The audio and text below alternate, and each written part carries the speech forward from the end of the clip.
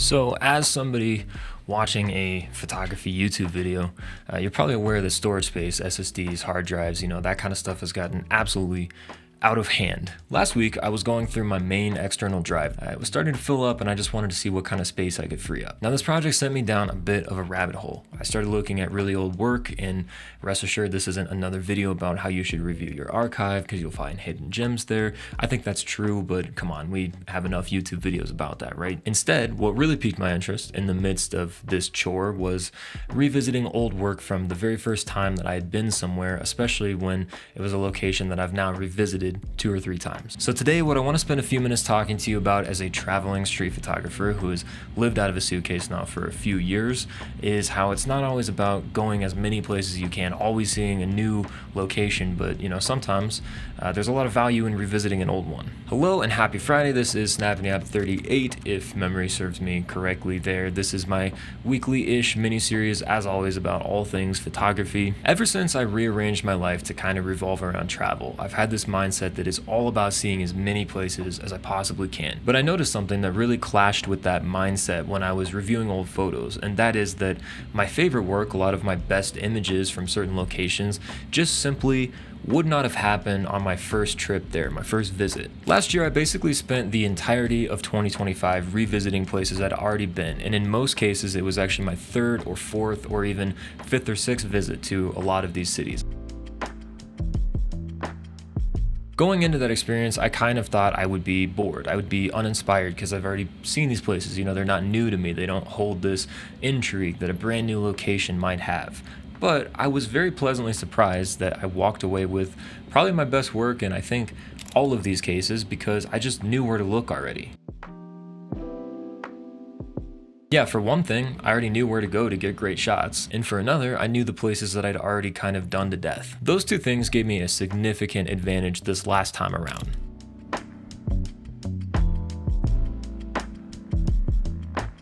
I was able to skip past certain locations that are kind of big touristy headliner things that you kind of feel obligated to do when you first visit a city. And on the other hand, I was able to kind of pinpoint locations where I'd had success in the past, but maybe wanted to get slightly different results, or even better yet, places where I thought had a lot of potential, but I didn't really get what I wanted the first time around. And like I said, because of this, I think often most of my best work from each of these places happened on my last visit, not my first.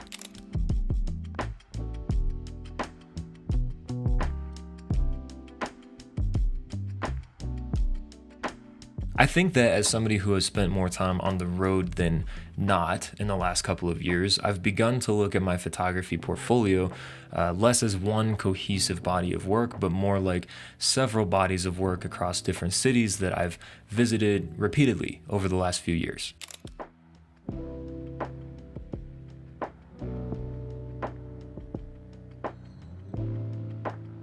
I didn't necessarily set out to repeat all of these destinations over and over, but that's just kind of the way that things shook out. And nowadays, I actually feel like for the places that I've been just once or for a very brief time, I've almost just auditioned it. I feel like my work from those places isn't necessarily representative of what I would get if I went back there today. I feel really fortunate to have had the opportunity to revisit a lot of these places like San Francisco, LA, New York, repeatedly over and over and over again, because I just see the way that I hone my body of work and my skill set through each visit. But at the end of the day, the photos and the work from my very last visit always feel so much more precise and dialed in than the first one. The first time you visit somewhere, you're just sort of like, everything is new, everything is fresh, I just want to document it all. And I just think that psychologically, a lot changes when you have the room and the time and the bandwidth to kind of breathe and say, okay, I've been here before, maybe I'll even be back here again, but I'm really going to figure this spot out and figure out how to photograph it instead of just being like,